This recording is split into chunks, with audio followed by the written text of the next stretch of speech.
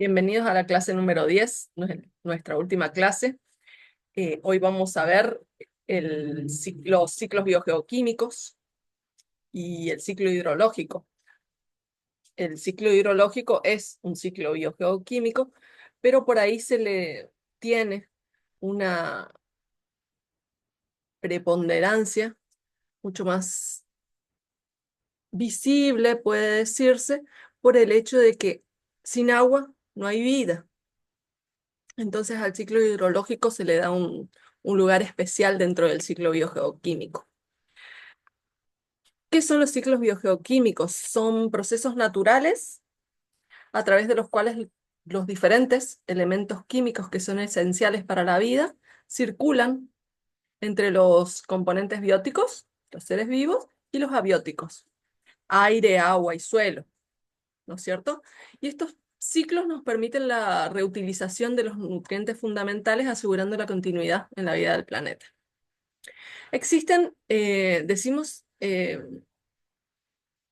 dije que son los elementos químicos, ¿no es cierto?, esenciales para la vida. ¿Cuáles son estos elementos químicos? Se dividen en dos.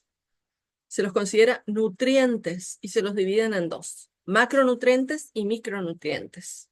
Entre los macronutrientes, los donde el ciclo, vamos a ver, es mucho más largo, tenemos elementos esenciales que que se encuentran, ¿no es cierto?, en proporciones mucho más elevadas que el resto. El carbono, el hidrógeno, el oxígeno, el nitrógeno, el fósforo, el calcio, el potasio, el azufre y el magnesio. Y después tenemos los micronutrientes, donde vamos a ver que sus ciclos son mucho más cortitos. Por ejemplo, elementos como el hierro, el cobre, el manganeso, el sodio, y están presentes, pero en cantidades mucho más pequeñas que los otros. Estos ciclos son fundamentales para la salud y la sostenibilidad de los diferentes ecosistemas.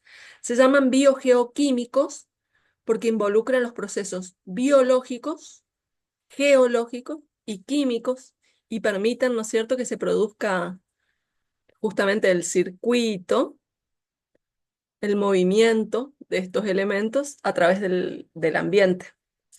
A diferencia de la energía, ¿no es cierto?, los nutrientes permanecen dentro del ecosistema y se reciclan continuamente.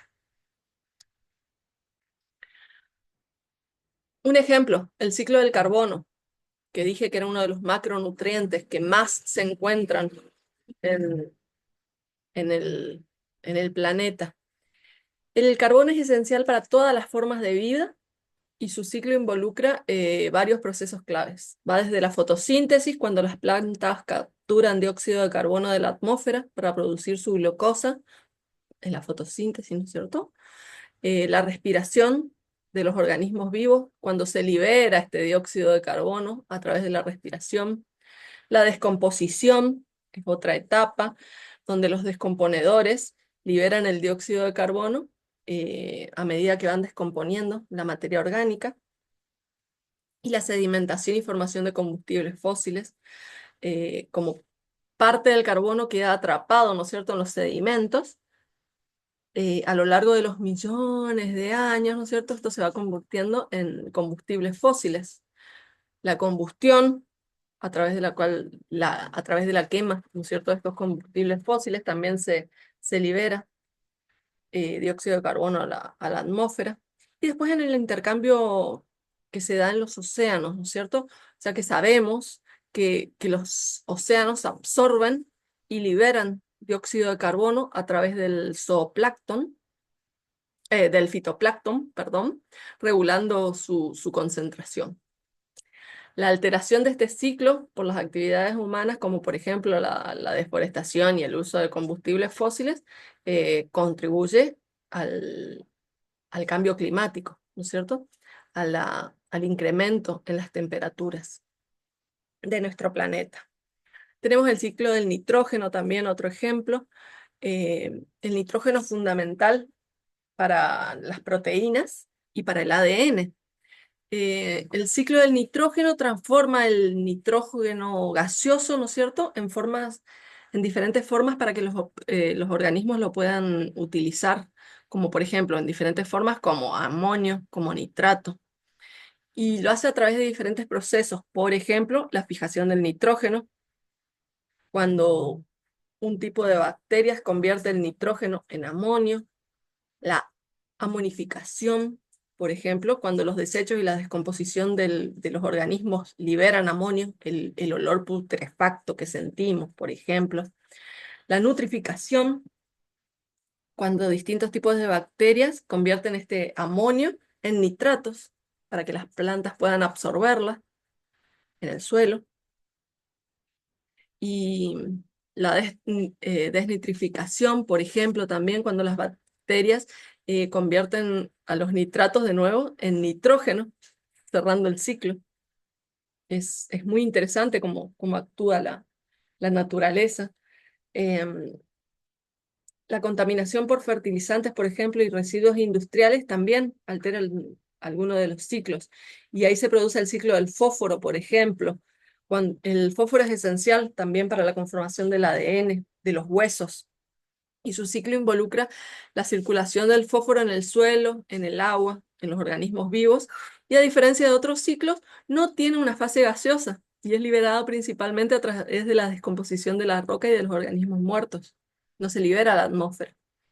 También está el ciclo del oxígeno, ¿no es cierto? Que está relacionado con la fotosíntesis, con la respiración, que se intercambia a través de los seres vivos hacia la atmósfera durante varios procesos. Vamos a ver ejemplos.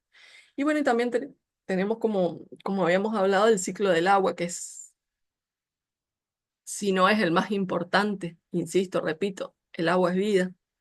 Sin agua no hay vida.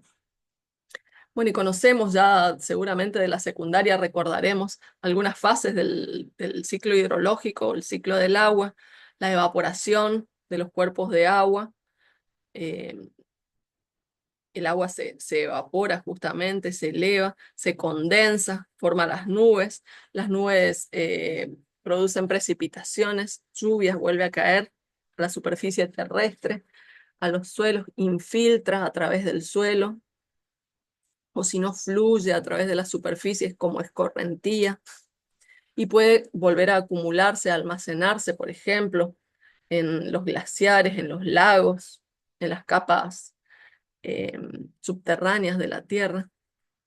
Bueno, el ciclo es esencial para la vida, repito, pero las actividades humanas a veces como la deforestación, la contaminación, alteran estos equilibrios. Bueno, todo esto vamos a ver en clase.